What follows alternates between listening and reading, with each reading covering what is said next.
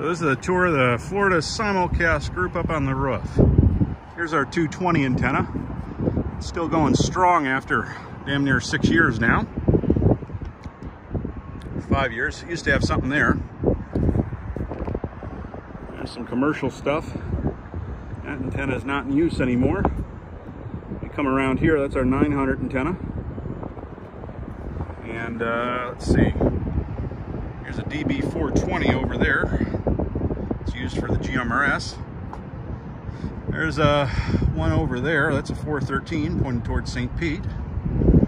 And our main site here, this boy right here, is the new 420 master receive antenna and transmit antenna we just put up for 444,375, or no, 443,525. Yep.